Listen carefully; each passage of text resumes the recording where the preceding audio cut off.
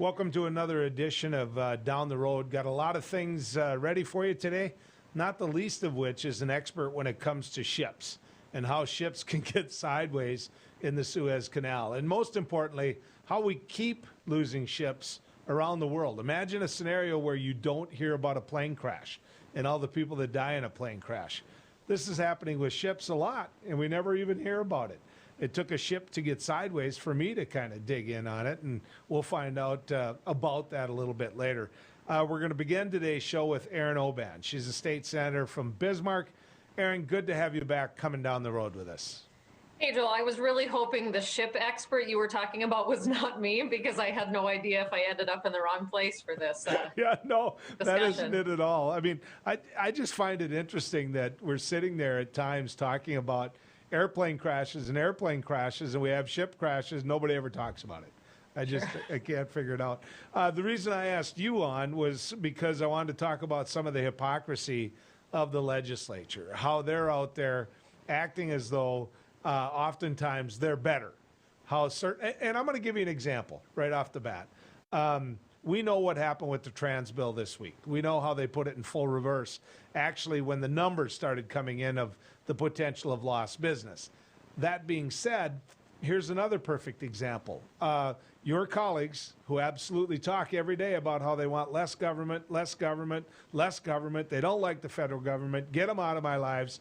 Well, Jim Roars is a perfect example, received millions upon millions of dollars in the PPP. Now, that money's never going to be paid back. That money comes out as a grant.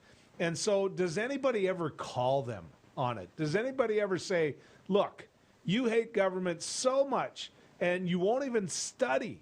You won't even take a study on a family leave bill to see if we can make that work, but you'll take millions of dollars for yourself. I mean, what's the attitude there, Senator Oban? Well, frankly, Joel, I don't know that I think people feel like there is not accountability anymore, so they can say what they want, they can act the way they want, and unfortunately, they're being proven right, because right now the voters are not holding folks accountable to be who they claim they are when they run for office. And so you talking about small government conservatives, my goodness, the number of conversations I've been a part of where we think we know better than county commissions, where we think we know better than city councils, school boards, the Board of Higher Ed, the High School Activities Association, you name it. These are not, these folks who claim to be small government conservatives are sure flexing their big government muscles when it comes to little issues that have never caused a problem that they just don't like. And that is not, to me, the definition of government staying at the sort of level that it should be. You know, I want to stress this. I'm going to use one example, and there's going to be more, obviously. But the one example I'll give you right away is, you know, a bill to be voted on now made it through a chamber. I mean, it made it through one chamber. The trans bill made it through a chamber. That was something that was being governed by the North Dakota High School Activities Association. And has never caused a problem, Joel. Never. I mean, these are politicians inserting themselves to push an agenda that the legislature does not need to be involved in.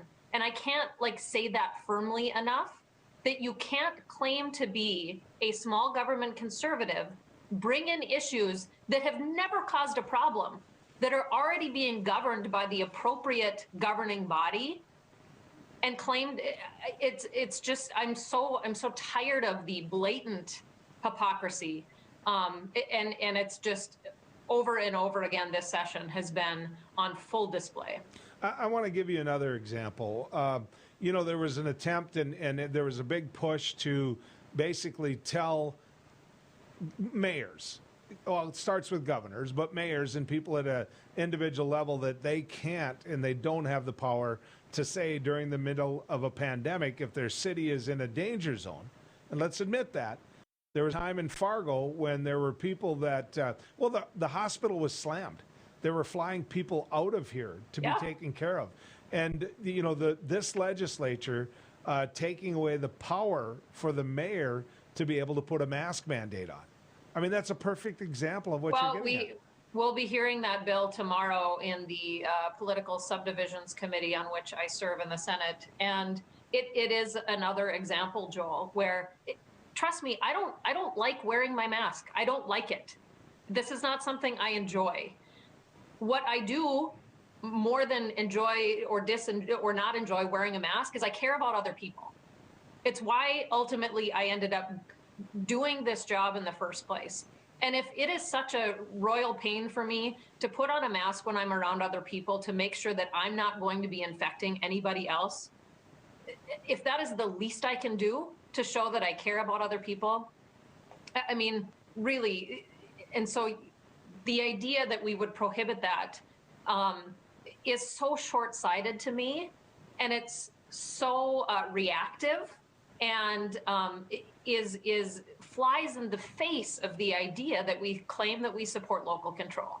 I want to give you another example. I'm going to give you the example of the PPP, and the point I'm going to make is this. The PPP was about, in the latest stimulus bill, first off, it got beat up big time by North Dakota's congressional delegation. The hypocrisy there is they're all grabbing the scissors right now because they want to be at that place where you cut the ribbon and say, I'm the one that got you this money, even though it's in the PPP. But let's talk about legislators. Let's talk about, do you believe there was any less, there might have even been more ambulance calls during this pandemic? Fair, Erin? Can I would guess so. Then why did Todd Porter, who owns an ambulance service, receive hundreds of thousands of dollars when it comes to the PPP that he's never going to have to pay back? Why would he apply for, search for, want, and get hundreds of thousands of dollars all on taxpayers' backs? And let me give you another one. Jim Roars. You drive around Fargo, there's Roars project going on everywhere. It didn't slow down at all. In fact, we're searching for contractors. So he's got all the work he can possibly need, but Senator Jim Roars, millions of dollars, Erin. I mean, are they ever going to be, other than shows like this where we bring it up, I guarantee you, you're not going to hear it on other shows here. Are we ever going to hold some of these people accountable, Senator Oban? I mean, here's what I hope we hold them accountable to, Joel. I won't claim to know how they fund their businesses or if there was a real need for the money that they sought and got. I will not, I don't know. What I do hope we hold them accountable to is the words that they use in talking about government-funded programs in general. If on one hand they despise individuals who get it in a time of need, or on one hand they oppose the idea of setting up a program that can benefit all fairly, and then on the other hand take that money, that's what I have a problem with. Again, I don't know if they need it. That is not, I guess, for me to decide. What I will hold them accountable to is the way they talk about other people who receive support from the government at a time of need. I want to give you an example of a difference in philosophy, if you will, in the area of higher education. There was a time when higher education was all over the place, and what we did was, and I remember this was Dave Nething from Jamestown that led this committee, and he was a Republican out of Jamestown. And what he said was, if higher ed is going to work, well, then we need it to be probably a little more competitive for that student. We need to define that mission, and that was the beginning of the roundtable. It was like, look, we'll set the parameters, then we'll get out of your way, and we'll determine success, and we'll do funding on that. Well, now here we've gone away from what the legislature gave its word to. We're not going to micromanage. We're not going to micromanage. Well, Senator Oban, now we're back to micromanaging. Well, Joel, these are the people we're electing. And if these are the people we are going to continue to send to Bismarck, who, and I describe this all the time, Joel, I'm used to being surrounded by Republicans. That is my life. That's always been my life. I grew up in Western North Dakota. I live in Bismarck, North Dakota. I know that I am in the minority of partisan identification. But what I did used to be surrounded by were people with critical thinking skills.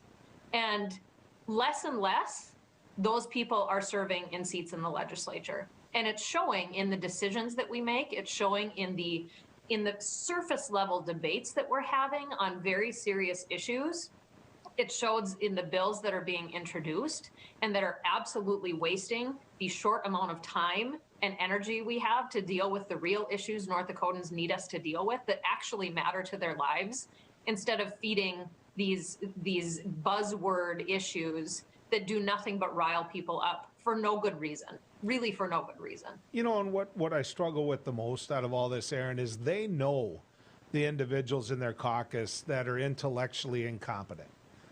They know it, and yet they fund it. I'm going to give you a perfect example. My home district, Jim Dutzenrod, tons of money poured in for his opponent, Jason Heitkamp, which I point Jason Heitkamp out as the example all the time so people don't sit there and think he campaigned with J. Heitkamp, so I really don't want to be in a district that I was very successful in. But it was brought to the attention of one of the Democratic state senators that is in the chamber, that, you know, by the leader in the Senate, quite frankly, about how in the world can we get the work done without a Jim Dutzenrod and a Larry Robinson and individuals like that here. Well, you know what? You did everything to beat them. And now you've got the ideologues, people that will come down with COVID, like Jason has now, and still want to hold hamburger fundraisers. You know, that's who they're electing. And now you can see it in the Senate because they're voting for things they never would have voted for before, Senator Oban. Yeah, I was just walking down the hall with one of those House Republicans this morning. And, you know, again, I'm used to being in the minority. That's not my issue. My issue is working with people without critical thinking skills. Yeah. And I mean, we have to start caring and having deeper conversations about the people that we're electing to office. Yesterday, we had a debate. Boy, do we hate initiated measures as a legislature. And over again, I hear them talk about how, well, people just don't read what you know, initiated measures that are on the ballot. People also don't dig deeply into the people that they're electing. So let's not pretend like the voters are too stupid to handle an initiated measure, but somehow they know exactly the person that they're electing to office. You can't have it both ways. Senator Oban, always good to visit with you, and good to hear someone of courage to call these folks out. Thanks for coming down the road with us. Good to see you, Joel. When we come back, Mark Lindquist is going to join us. You know him. You know the name, you're going to know the voice, and you're going to know the man a little bit better when we come back here to Down the Road. Howdy folks, it's a Canine Cafe. I reckon it's time you're due for a hearty meal. So saddle up for the day with one of our Hey Bossin' breakfast homemade soups. Fill your grill at our salad bar, sink your teeth into our famous Canine burger and barbecue ribs. Top it off with spur rattling pie with a calm roll that's sure to put a smile on even the toughest outlaws. Shake the dirt off the boots each night and warm up with the gang. Tell them about it, Stacy. I can't wait to see you at the county line. Hi, it's me, Anthony Sullivan. And yes, you've actually caught me at home relaxing because life's been pretty worry-free since I got coverage with American Residential Warranty. You won't believe what ARW covers. Heating and air conditioning, washers and dryers, kitchen appliances, plumbing, water heaters, electrical systems, flat screens and laptops, even pools and spas, and so much more. Call American Residential Warranty. They'll get you covered. 1-800-219-1467. Hi, Hunter Ellis here for Night Hero Binoculars by Atomic Beam. These binoculars let you see anything, even in pitch black darkness. Gotcha. The secrets are powerful wide-angle atomic beam laser that reveals objects up to 150 yards away, hidden by darkness. During the day, Night Hero gives you 10 times magnification. And when the sun goes down, press the Night Bright button to see clearly in the dark. Light up garbage-eating critters or spot thieves before they even get close. Call or click now and get Night Hero binoculars for just $39.99. Order right now and you can double it. Plus, get our best-selling atomic beam flashlight. Just pay a separate fee. We'll even ship them to you free. This TV special offer is not available on Amazon. You can get it all, but you have to order now. Call 1-800-619-1091. That's 1-800-619-1091. Or visit bynighthero.com. That's bynighthero.com. Order now. Attention! Have you or a loved one suffered from maculopathy, a serious retinal injury, after taking the prescription drug Almiron for interstitial cystitis or bladder pain syndrome? In 2018, a researcher at the Emory School of Medicine linked Almiron, a prescription drug that treats interstitial cystitis or bladder pain syndrome, to maculopathy, which is sight-threatening and can cause an abrupt change of vision. Call Almiron Justice for a free legal consultation. Please call 800-395-5680. Non-attorney spokesperson. This is a paid advertisement for legal services sponsored by Nightline Legal. Cases assigned on a random basis to participating law firms. This drug remains approved by the FDA. If you or a loved one regularly took Zantac and were later diagnosed with cancer, call right now. You may be entitled to financial compensation. Potential cancers include bladder cancer, colon cancer, kidney cancer, stomach cancer, liver cancer, pancreatic cancer. Do not stop taking a prescribed medication without first consulting with your doctor. Discontinuing a prescribed medication without your doctor's advice can result in injury or death. Call 1-800-230-9210.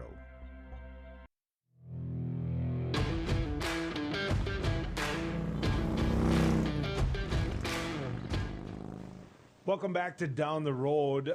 You're going to recognize this face, and you're sure going to recognize this voice. Former Air Force, well, I'll let him explain it all. Mark Lindquist, good to have you coming down the road with us. Thanks for having me, Joel. Now, a lot of different hats. Let's begin with this one. Yes, sir. Young high school student at? Ortonville High School, Ortonville, Minnesota. There you go. And at Ortonville, many of the skills you learn there are skills you learn professionally now. Describe that to people.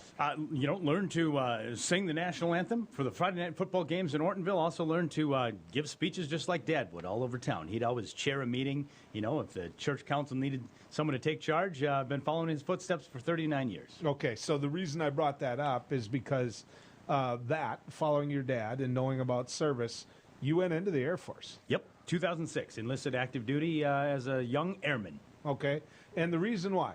And tell me what you did back when you were in the Air Force. Sure. Or if they're really old, the Air Corps. But we'll say right before 1947, right? Yeah. The reason why, I felt like I owed a debt to the country. I was adopted from Seoul, South Korea, got a chance to live in America, and feel like I still, have a debt to repay for the blessing of American citizenship. And, really followed in the footsteps of my father, who was in the Peace Corps. Okay, so I have to ask this, just out of curiosity. This isn't the reason I asked you to come in, but why the Air Force? I talked to an Army colonel who I used to work for in AmeriCorps, and he said, the Air Force gives you buildings with 4 walls and hot meals. They take care of you, So he knew me and my personality. He figured that the Air Force would be better than the Army for me. Okay. I just wanted all those people in the Army and the Navy that absolutely love your other profession to make sure that they know why. In other words, the Lyle Prochnows are at home right now going, Air Force, Chair Force. He used to say about the Air Force that, the Air Force was the way to go because you really didn't have to do as much. Well, we're supporting the pilots. The 4% of the Air Force that's pilots, they got to have good sleep, right? So we get good barracks, And I just want to point out that I didn't say that. My friend Lyle did. You went on and you used some of those skills, and I've seen you on very big stages singing this nation's national anthem. Yeah. Talk to me about that. That's my favorite song. Ever since I was 16 years old, singing at those Friday night football games in Ortonville, now it's gotten to be where we could do it on Monday Night Football, Thursday Night Football for the biggest crowds in America. It's probably the biggest honor of my life. So how do you go from being on the 50-yard line in Ortonville to being at center stage in a Minnesota Vikings game? Walk me through that process. How do you get good at anything? Repetition, and evaluation, and then, like I was telling you earlier, singing the song the quote-unquote right way. You perfect those 101 notes. You learn what it takes to perform in front of a crowd of 3,000, which really, once you get over about 12,000 people, like up at the Ralph Engelstad, after that number, it's all the same. It's just a big group of people. Yeah. So it doesn't affect me too much. You do it right. I mean, you do. I was visiting with Mark earlier on my radio show, ladies and gentlemen, and the one thing that came across in the text messages that people said time and time again was you don't act as though it's your own song, your own version, that you can do all of these things, that you sing it the way it was written. That's how my choir teacher at Ortonville taught me to. He said, there's 101 notes in this song. Sing those notes, no more, no less, right? Who am I to take artistic liberty with our nation's song? So I just sing it straight up. What was the biggest surprise call you had saying, Mark, get here. We want you to sing the national anthem? It was the Minnesota Vikings home opener 2014. I got a call 24 hours before and said that the NFL was supposed to give them a singer, because it was the 200th anniversary of the Star Spangled Banner, but they came up short. And so they needed somebody last minute. And so I had 24 hours to get down to the Hilton in Minneapolis and, be where the team stayed and then get over to the stadium the next day for a noon game. Now tell me you're as a Viking season ticket holder. Yes. You grew up in Ortonville. You better be a Vikings fan. I am purple all the way through. Yep. Good. We've got stay power. Right. We don't got a lot of championship hats, but we got stay power. So when you walk out, any nerves? Any holy? Oh, of course. Absolutely. You always look around at the stadium and as the stadiums get bigger, it's just this sea of humanity. Largest crowds I've sung for is 70,000 people. And it's a cappella, and the fighter jets are coming. So you better time that baby right and not mess up the words. And the camera says CBS Sports on the side. Yeah, exactly. Well, 80,000 people is a whole lot bigger than any crowd that I was on the field for. I refereed at the Division I level, so I refereed Bison games, and the difference between you and I is I go out in front of that crowd of 20,000 people. Before I do anything, I'm getting booed. Right.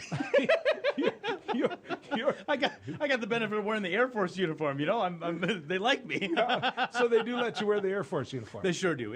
Air Force instruction. Of course, after I got off active duty, I had to check to make sure that I was within regulations. But if you're active duty during wartime service and honorably discharged, if you can fit in that uniform, you're good to go. Yeah, well, speaking on behalf of my dad, who fought in World War II, he'd tell you that if he was still alive, he'd say fitting in that uniform could be a challenge. Right? We don't do as much PT these days. Exactly. So, also a motivational speaker. Yes, sir. Talk to me about that. I think it's one of those passions, to be able to share ideas with folks that make them, think maybe a little deeper or get to the next level. And so, I was just said, I'll bring some energy. And hopefully, say something you never heard before and make you think like you'd never thought before. What a joy to have a career as a motivational speaker and get to travel around the country. Do you get to know as a motivational speaker? Because I've been in some of those auditoriums. I've been to some of those hotels where they have the big halls where you get to talk to a room plump full of people who are absorbing what you're saying. Do you get to meet them? I mean, do people afterwards come up and want to do one-on-one? It's so cool, and I don't brag about this often, but people will stand in line for an hour to get an autograph or tell me their story.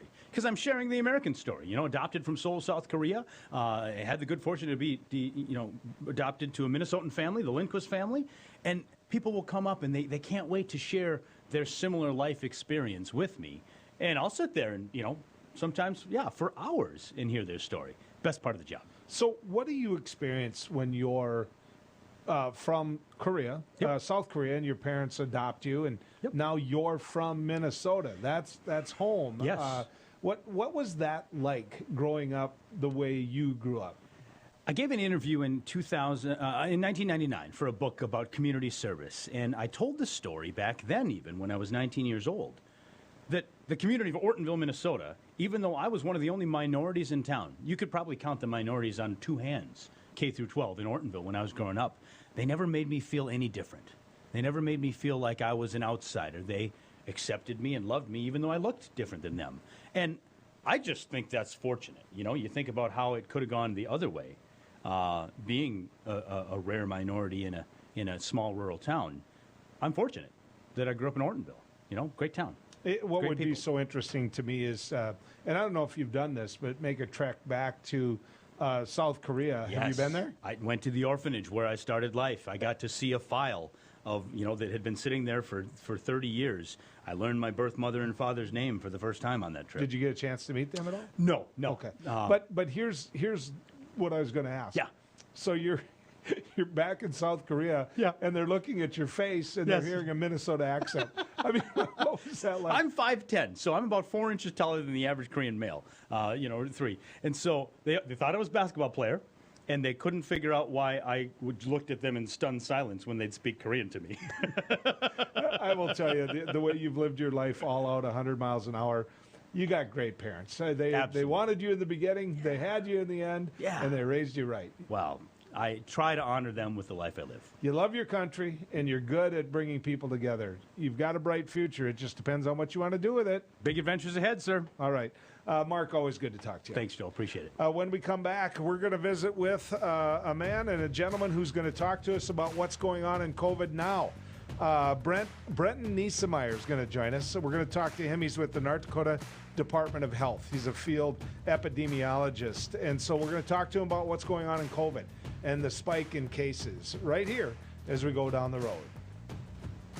Beck News brings you real people and real news. Every weekday on KNDB, KNDM, and KRDK.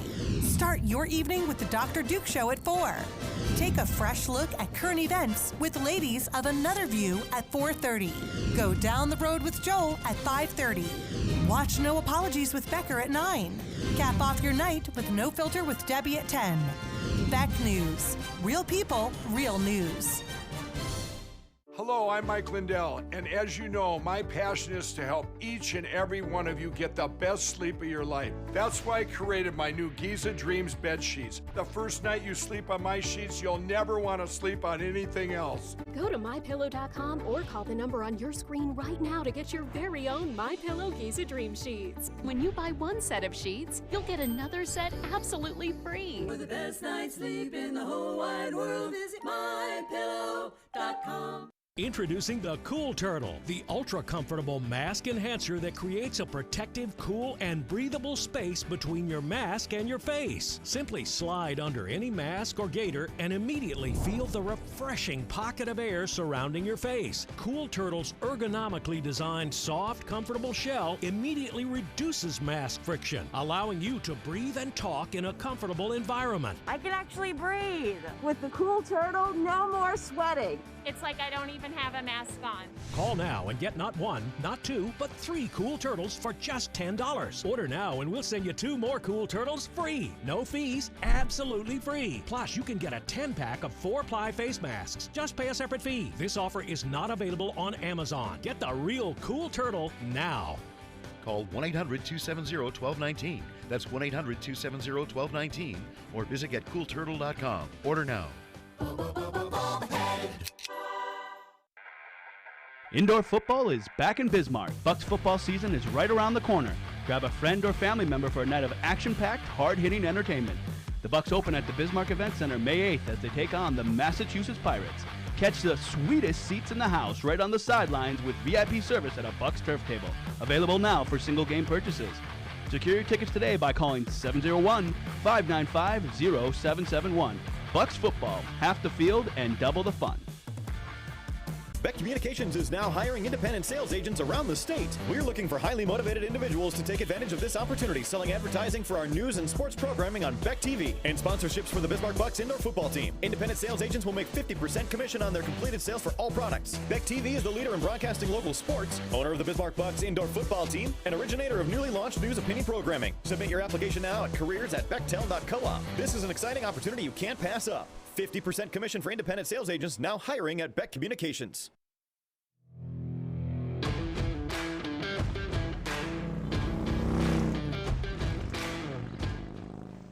It's good to have you still in the rig and coming down the road with us. I'm going to visit with Brenton Nesemeier. Brenton is with the North Dakota Department of Health. He's a field epidemiologist, which means that he did just fine in school. Let's bring him in. Brenton, good to have you coming down the road with us. Thank you, Joel. Thank you for having me today. The reason that we asked you on is because we wanted to talk about what we're seeing nationwide and even in this area, which is an uptick in COVID cases. What are the numbers now? What's going on out there? You know, we're starting to see the younger population be affected, particularly in Cass County. Cass County has about 50% of our cases. The rest of the cases seem to be centered in our city centers, so Grand Forks, Bismarck, Minot region, with Fargo being the predominant. And like I mentioned, most of our cases are under 29 years old. I had an individual in the medical field one time tell me that one of the reasons that we don't have higher numbers is because we don't test at the high school level. For example, let's go there first. Let's talk about testing. Are we seeing these numbers now just because of that, or are we seeing these numbers because those kids that age are actually getting sick and they need to go get tested? You know, most of our tests that we've done in the past week or so that I've looked back at, over 90% of them have had symptoms. So we are seeing mostly symptomatic people being tested. And I think people are getting tested in schools. We've seen evidence of that with Dilworth, Glendon, Felton going to distance learning. Shanley went to distance learning. And then West Fargo's post last week about seeing a rise in cases amongst their school-age kids. So I think that, generally speaking, maybe in this area, people are getting tested. And I think that's a good thing, as we've seen increases in testing at our testing sites. So I want to focus on my state, on North Dakota, because in North Dakota, at one point, we were leading the nation in the percentage, realizing there's over 700,000 of us, which means we're not that much of a populated state. But when it comes to the percentage of people infected with COVID, we led the nation, which is not an honor that anybody wants. In fact, it's just the opposite. And so now you've got a state where we've got a lot of people vaccinated. We're doing a very good job with the vaccinations. And we've got a state where a lot of people already had it. So when you see an uptick, is that uptick still a small percentage of the population? You know, I think it is still a small percentage of the population. You know, our uptick now, I don't think will get to the level of concern that we did in the past in October, November. We just don't have enough people to infect, with the vaccination rate being really good and people with previous infection. My concern is the variants circulating. We've all heard about the United Kingdom variant, the Brazilian variant, and the South African variant, and how some people can get reinfected with those. And our lab is looking for those variants of concern when we do get people who have reinfections or people who are particular interests, such as clusters or people who have traveled. So it's my impression that the CDC nationally came out with the fact that you cannot transfer it once you've been vaccinated. And of course, they've been saying time and time again that it appears through studies that once you've been vaccinated, you are vaccinated from the variants. So I'm going to throw both of those at you. Is that something you agree with?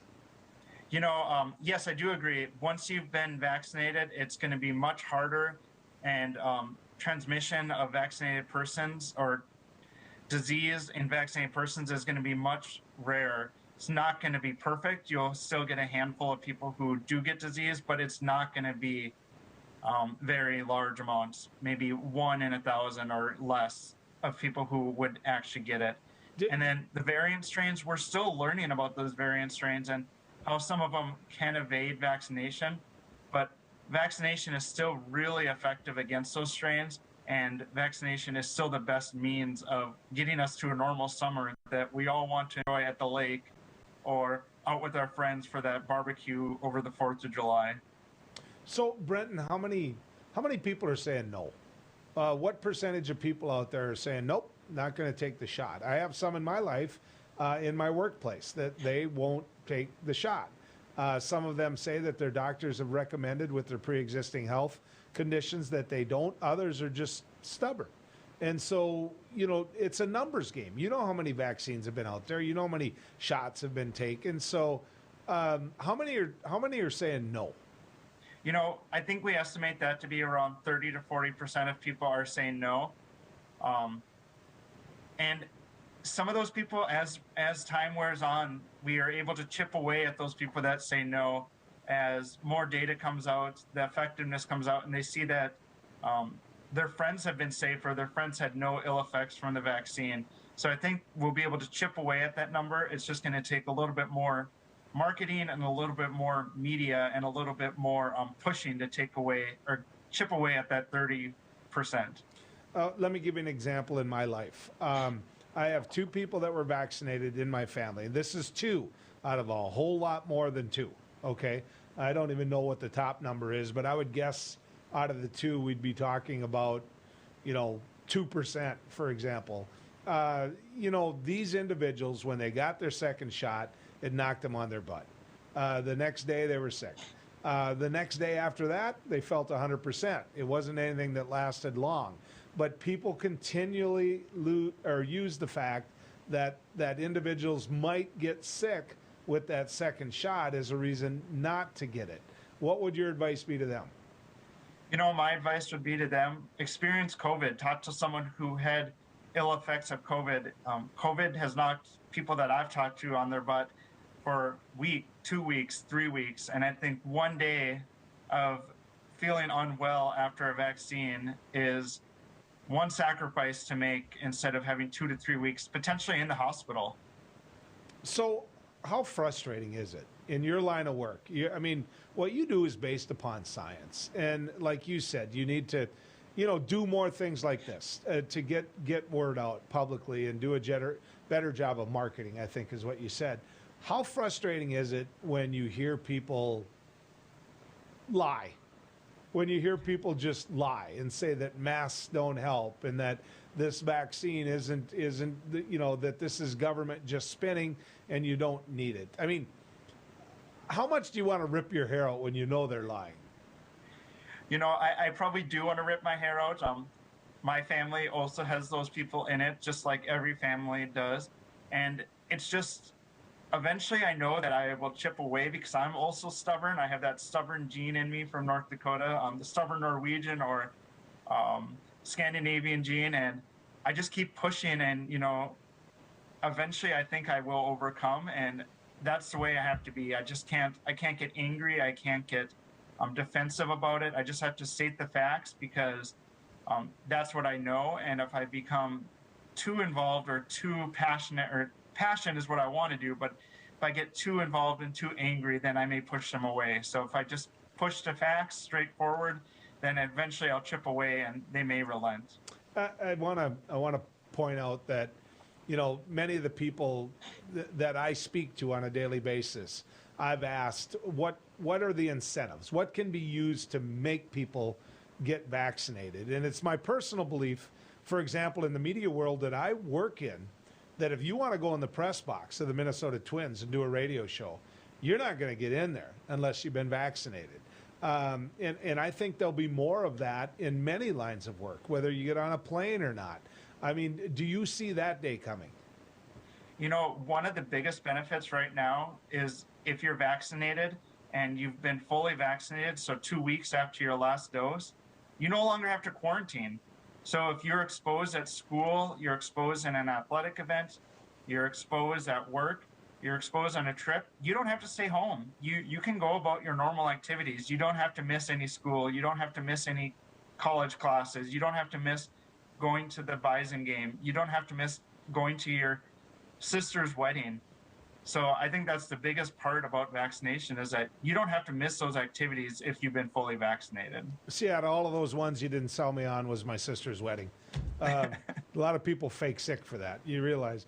Brenton, good to have you coming down the road with us. Thanks for taking the time. Thank you. No problem. Have a nice day. When we come back, David Graham is going to join us. He is a staff writer at The Atlantic. We're going to talk about ships. We're going to talk about what's happening. We're going to talk about what happened in the Suez Canal. Stick around. We're going to keep going down the road. Hello, I'm Mike Lindell, and as you know, my passion is to help each and every one of you get the best sleep of your life. That's why I created my new Giza Dreams bed sheets. I started by using the world's best cotton called Giza. It's only grown in a region between the Sahara Desert, the Mediterranean Sea, and the Nile River. It's ultra soft and breathable, but extremely durable. My Giza sheets also include full 21-inch wide pillowcases that will fit over any pillow and deep pocket sheets that will fit over any mattress. The first night you sleep on my sheets, you'll never want to sleep on anything else. Go to mypillow.com or call the number on your screen right now to get your very own MyPillow Giza Dream Sheets. Giza Dream Sheets are available in a variety of colors. Use your promo code, and for a limited time, when you buy one set of sheets, you'll get another set absolutely free. For the best night's sleep in the whole wide world, visit mypillow.com.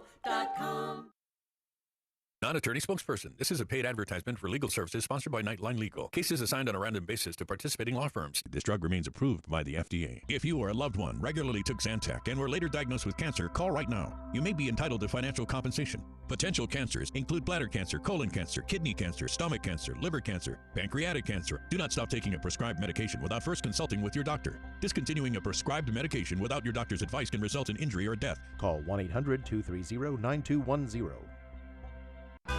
Seniors, are you aware that you could pay less for your car insurance? Seniors can save money on their car insurance. You might save a little, you might save a lot. Maybe hundreds of dollars a year. You might save 5% a year, maybe 10%, 15%, or even more.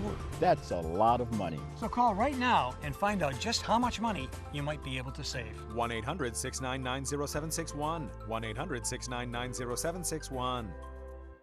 Hi, it's me, Anthony Sullivan. And yes, you've actually caught me at home relaxing because life's been pretty worry-free since I got coverage with American Residential Warranty. You won't believe what ARW covers. Heating and air conditioning, washers and dryers, kitchen appliances, plumbing, water heaters, electrical systems, flat screens and laptops, even pools and spas, and so much more. Call American Residential Warranty. They'll get you covered. 1-800-219-1467. Beck Communications is hiring. Beck Communications is seeking qualified candidates for plant technicians in our Wheatland, North Dakota location. Beck Communications is an equal opportunity employer. To view the job details, visit www.beck.coop. To apply, email your cover letter and resume to careers@bechtel.coop. Beck Communications, making connections that matter.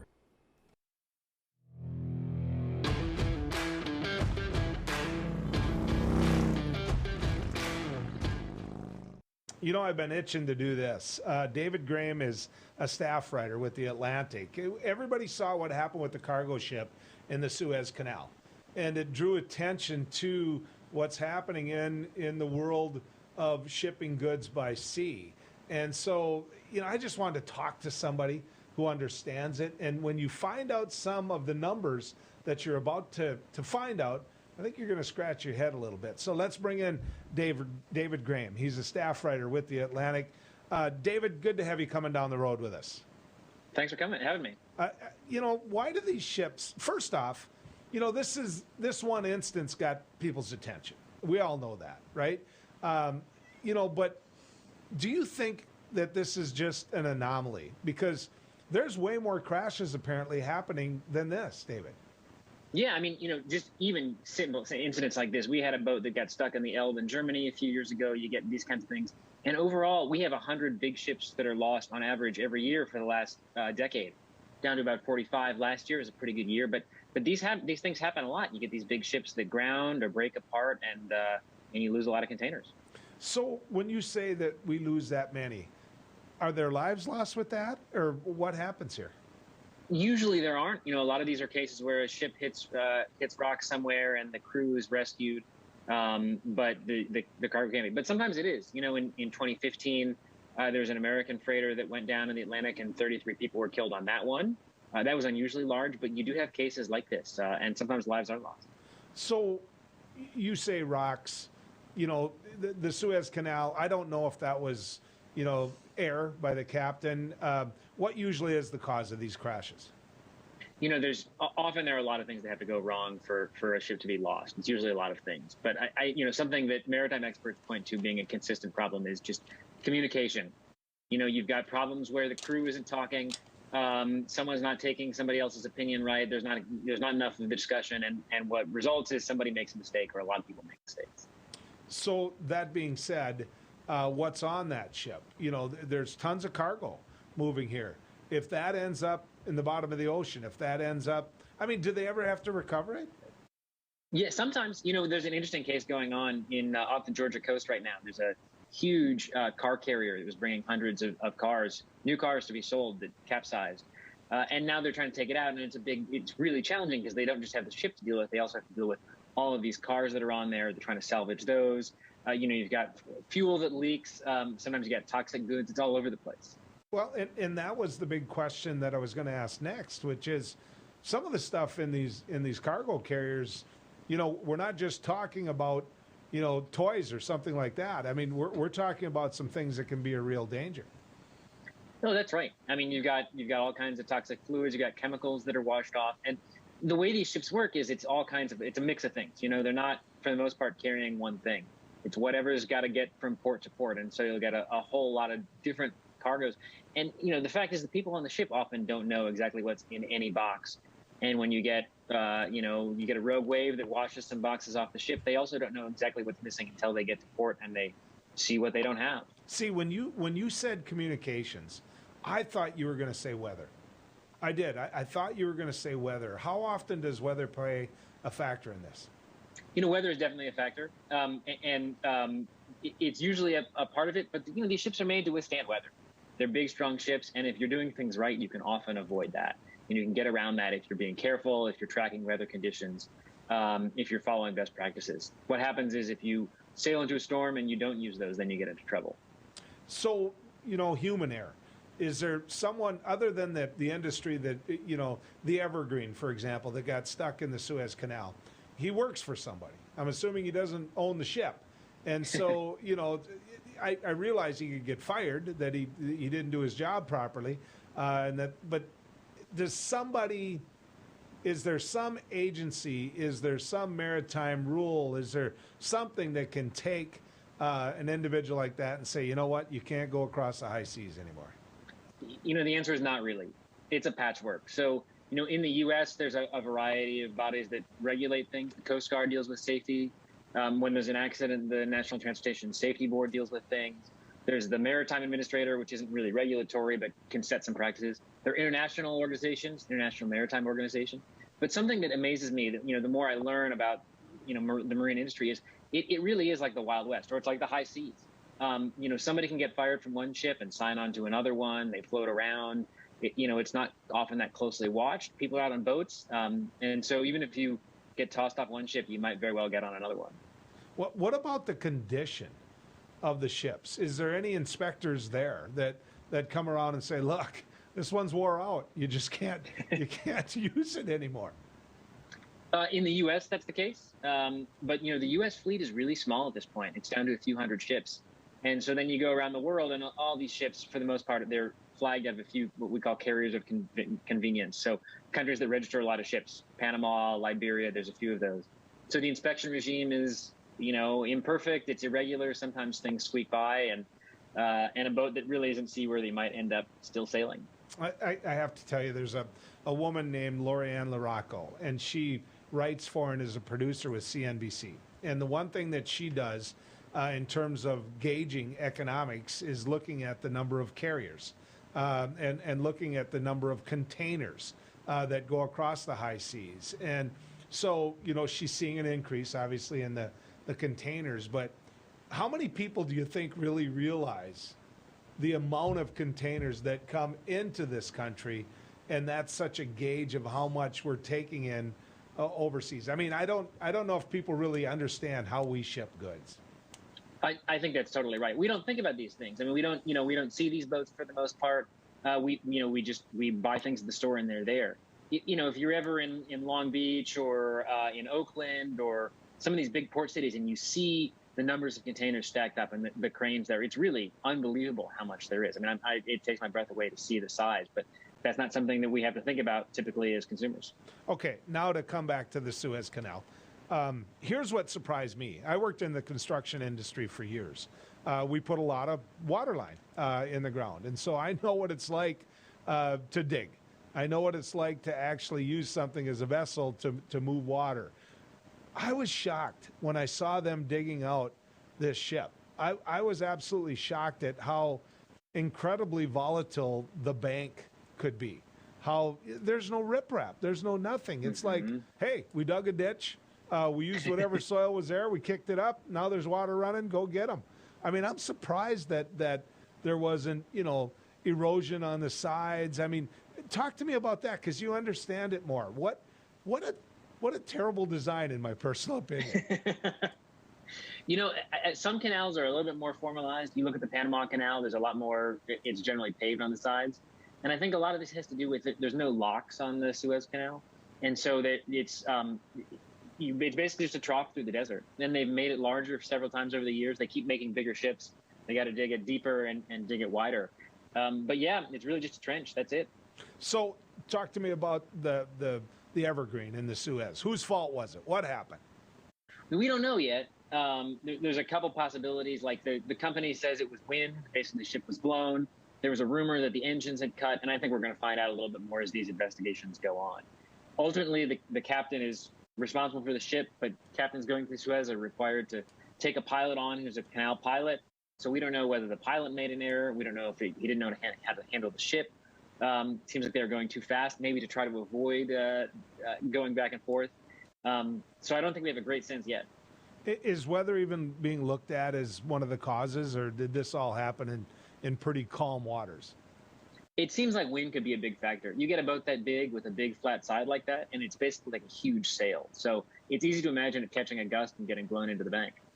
Did it surprise the industry at all that it took that long to right the ship, to get it going?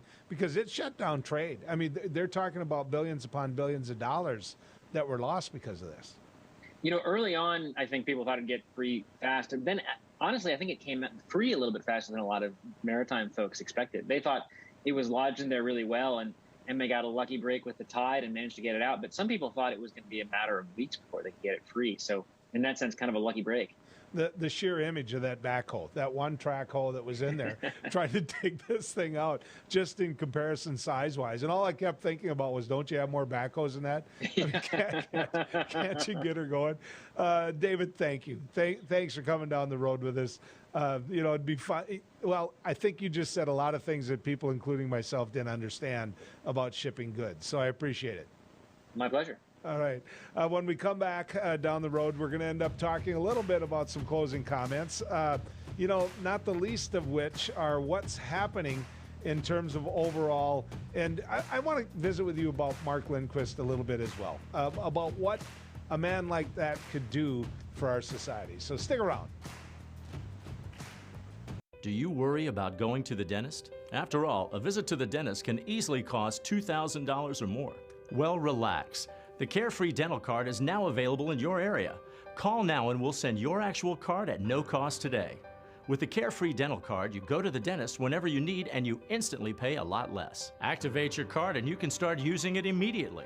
From exams and cleanings to more expensive procedures like crowns, dentures, even braces, they're all included with the Carefree dental card. Say you go to the dentist today without any card and your bill is, well, ouch. Wait a minute, let's try that again. You go to the dentist today and show your Carefree dental card, you save $525. The Carefree dental card is just $15.95 a month. So call now and make going to the dentist carefree. Call 1-800-416-5739 to receive your Carefree dental card information kit. 1-800-416-5739. Call now.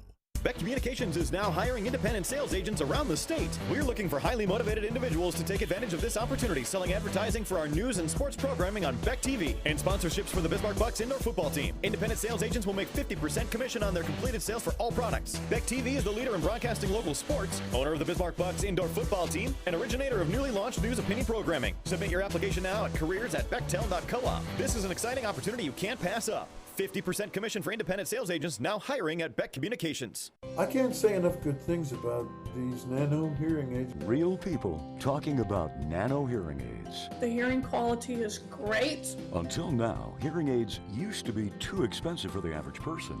Until nano. Call now and you'll get your nano hearing aids for only $297. You'll save $100. When you buy one hearing aid, Nano will give you a second hearing aid free. Call right now. 1-800-213-3815. Who do you trust with your digital life? Not all cloud backup providers keep your data truly private. Beck Cloud Backup uses advanced multi-layer encryption to keep your family photos, videos, and sensitive business documents secure and only for your eyes. Your Beck Lightband Internet service already includes 50 gigs of free storage to keep your digital life safe and secure. Call us at 701-475-2361 to start using your Beck Cloud Backup today. Attention! Have you or a loved one suffered from maculopathy, a serious retinal injury, after taking the prescription drug Almiron for interstitial cystitis or bladder pain syndrome? In 2018, a researcher at the Emory School of Medicine linked Almiron, a prescription drug that treats interstitial cystitis or bladder pain syndrome, to maculopathy, which is sight-threatening and can cause an abrupt change of vision. Call Almiron Justice for a free legal consultation. Please call 800-395-5680.